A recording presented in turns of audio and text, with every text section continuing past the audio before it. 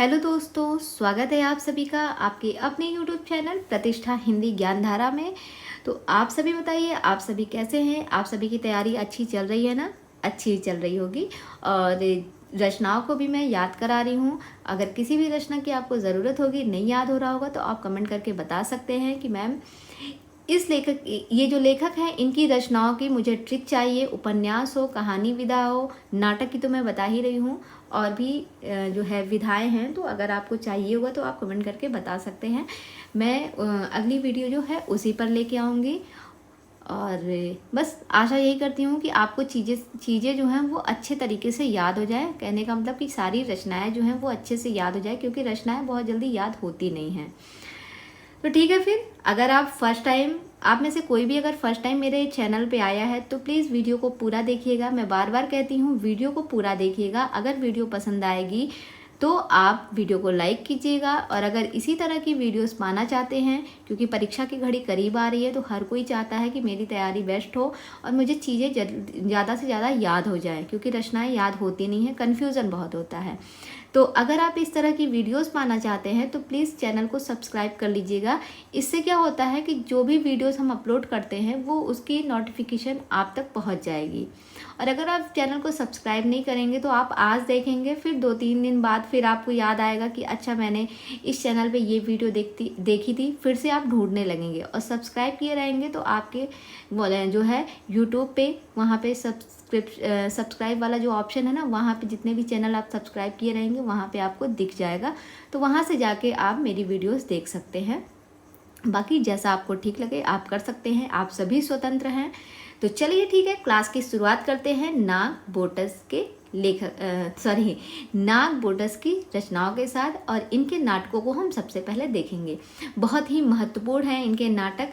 तो आइए देखते हैं नागबोटस के नाटक कौन कौन से हैं। इनका पहला नाटक है खूबसूरत बहू। बहू कैसी है? खूबसूरत है। नागबोटस की जो बहू है वो कैसी है? खूबसूरत है। 1998 की रचना है। दूसरी रचना है वसीयत। ये भी 1998 ईस्वी की रचना है। अगली रचना है दलित। ये भी 1998 ईस्वी की रचना है। फिर अगली रचना है तोता झूठ नहीं बोलता। ये भी 1998 ईस्वी की रचना है। और लास्ट रचना है पढ़ो फारसी बेचो तेल। ये 2002 की रचना है। तो इसमें आप एक चीज़ ध्यान रखिएगा, आपको सन भी याद हो जाएगा, क्योंकि इनके जितने भी नाटक है सब 1998 ईस्वी में लिखे गए हैं। बस एक नाटक है पढ़ो फारसी बेचो तेल। देखिए, इसमें दो काम हो रहा है। एक हो रहा है पढ़ो फारसी, ये एक काम हो गया, फारसी पढ़ने को कहा जा रहा है। और दूसरा काम हो रहा है बेचो तेल, तेल बेचने को कहा जा रहा है। तो इससे याद रखिएगा, दो काम हो रहे हैं, यानी कि 2002 की रचना है। सन ऐसे इसको आराम से आप याद रख सकते हैं। अब हम बात करते हैं और रचनाओं को कनेक्ट करते हैं। और रचनाएं कैसे याद करेंगे? तो देखिए, जो नागबोटस हैं, नागबोटस की 9 ठे खूबसूरत बहू थी। नागबोटस के पास कितनी खूबसूरत बहुएं थी? तो कहते हैं कि नागबोटस जो थे भैया, उनके पास 9 ठे खूबसूरत बहू थी। 9 ठे से याद हो जाएगा 9 और 8। अब आपको यहाँ पे सन याद हो गया 98। इतना बस ध्यान रखिएगा, इनकी जो लाइन से रचनाएं हैं सभी जितनी भी रचनाएं हैं सभी का समय 1998 ही है। तो यहाँ से आप सीधा सीधा पढ़िएगा, नागबोटस की 9 ठे खूबसूरत बहू थी जिनके नाम सारी वसीयत थी। ये बात एक दलित व्यक्ति आकर बताता है। कौन आकर बताता है? एक दलित व्यक्ति आकर ये बात बताता है। और फिर कहता है कि तोता झूठ नहीं बोलता। फिर दलित आदमी क्या कहता है? वो आकर ये बताता है कि जो नागबोटस हैं उनकी 9 ठे खूबसूरत बहू हैं, और जो बहुएं हैं उन्हीं के नाम जो है सारी वसीयत की गई है। ये दलित व्यक्ति आकर बताता है। और फिर कहता है जो है तोता झूठ नहीं बोलता। तो ऐसा करो, अब तुम 2 ही काम करो। तुम 2 काम क्या क्या करो? या तो तुम 2 काम करो, पढ़ो फारसी, तुम फारसी पढ़ो, और बाद में क्या करो? और बेचो तेल। तुम पढ़ो फारसी बेचो तेल। 2 काम अब यही करो, क्योंकि और कुछ तुम्हें वसीयत मिलने वाली नहीं है। एक बार फिर से पढ़ते हैं। देखिए, नागबोडस जो हैं कहते हैं कि नागबोडस की 9 खूबसूरत बहू थी और उन खूबसूरत बहुओं के नाम सारी वसीयत लिख दी गई थी। ये बात आकर एक दलित व्यक्ति बताता है और फिर वो कहता है कि भाई साहब, तोता झूठ नहीं बोलता, तो ऐसा करिए, आप अब 2 ही काम करिए। आप अब पढ़ो फारसी, आप फारसी पढ़िए और फिर क्या करिए, तेल बेचिए, बेचो तेल। तो 2 से याद रहेगा, 2002 की रचना ये हो गई और बाकी जितनी रचनाएं हैं ये 1998 की है। ठीक है, यहाँ से आप इनके सारी रचनाओं को और सन के साथ याद रख सकते हैं। बस थोड़ा सा ध्यान से इसको पढ़िएगा तो चीज़ें याद हो जाएंगी। अब हम बात करते हैं सुरेंद्र वर्मा के नाटक। सुरेंद्र वर्मा के कौन कौन से नाटक हैं इनको देखते हैं।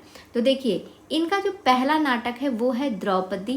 द्रौपदी जो है 1972 ईस्वी की रचना है। दूसरी रचना है सेतुबंध, ये भी 1972 ईस्वी की रचना है। अगली रचना है नायक खलनायक विदूषक, ये भी 1972 ईस्वी की रचना है। आगे एक रचना है सूर्य की अंतिम किरण से सूर्य की पहली किरण तक, 1975 ईस्वी की रचना है। अगली रचना है 8वां सर्ग, ये 1976 ईस्वी की रचना है। छोटे सैयद बड़े सैयद, 1982 ईस्वी की रचना है। एक दूनी एक, 1987 ईस्वी की रचना है। अगली रचना है शकुंतला की अंगूठी, ये है 1990 ईस्वी की रचना। कैद ए हयात, 1993 ईस्वी की रचना। और लास्ट रचना है इनकी रतिका कंगन, 2010 की रचना है। ये बहुत ही महत्वपूर्ण है क्योंकि ये 2000 के बाद की रचना है। तो 2000 के बाद की जितनी भी रचनाएं हैं सबकी सब बहुत ही महत्वपूर्ण रचनाएं होती हैं। तो ये है रतिका कंगन जो कि 2010 ईस्वी में लिखी गई है, सुरेंद्र वर्मा की रचना है। तो हमने सुरेंद्र वर्मा के सारे नाटकों को पढ़ लिया है, सन के साथ पढ़ा है। तो चलिए अब हम इनके सारे रचनाओं को एक स्टोरी के माध्यम से याद करते हैं। तो देखिए, जो सुरेंद्र वर्मा हैं वो बताते हैं कि द्रौपदी और सेतुबंध, द्रौपदी और सेतुबंध 2 व्यक्ति हैं, एक हैं द्रौपदी स्त्री हैं और सेतुबंध जो है वो पुरुष हैं। तो कहते हैं सुरेंद्र वर्मा कि द्रौपदी और सेतुबंध बड़े ही बेहतर तरीके से, बेहतर से याद रहेगा इनका समय 72, कहते हैं बड़े ही बेहतर तरीके से नायक खलनायक व विदूषक की भूमिका अदा की नाटक में। क्योंकि हम ये नाटक पढ़ रहे हैं तो इससे याद रखिएगा कि सारे के सारे नाटक हम देख रहे हैं। तो कहते हैं कि द्रौपदी और सेतुबंध ने बड़े ही बेहतर तरीके से, बेहतर से 72 याद हो जाएगा, बड़े ही बेहतर तरीके से नायक खलनायक व विदूषक की भूमिका अदा की, किसमें, नाटक में। और यह नाटक सूर्य की अंतिम किरण से सूर्य की पहली किरण तक खेला गया।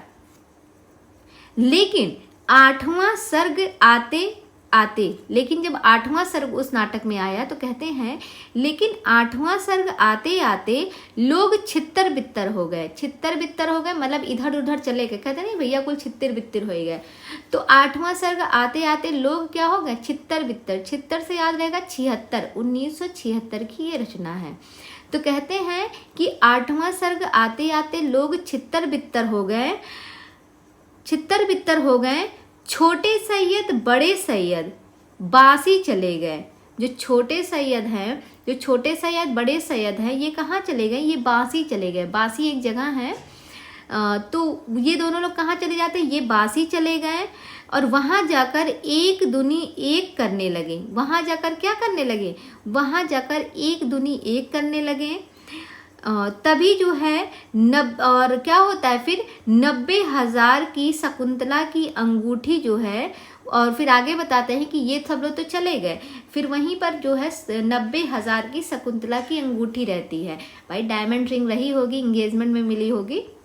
तो कहते हैं 90,000 की शकुंतला की अंगूठी वहीं कैद ए हयात में क्या हो जाता है, खो जाती है।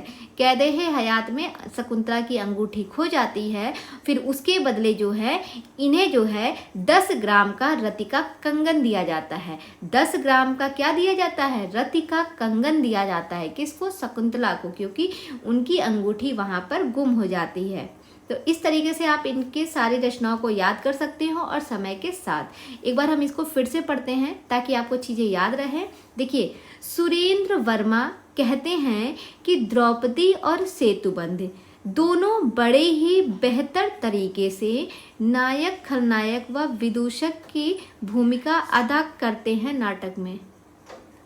और यह नाटक, देखिए, और यह नाटक सूर्य की अंतिम किरण से सूर्य की पहली किरण तक खेला गया, लेकिन 8वां सर्ग आते आते लोग छितर बित्तर हो जाते हैं। छितर से याद रखिएगा 76, लोग छितर बित्तर हो जाते हैं। उसमें छोटे सैयद, बड़े सैयद बांसी चले जाते हैं, बांसी से याद रहेगा 82, और वहाँ जाकर एक दुनी एक करते हैं, वहाँ जाकर एक दुनी एक करते हैं। और दूसरी तरफ क्या होता है, शकुंतला की अंगूठी जो कि 90,000 की थी वो गुम हो जाती है उसी कैदे हयात में।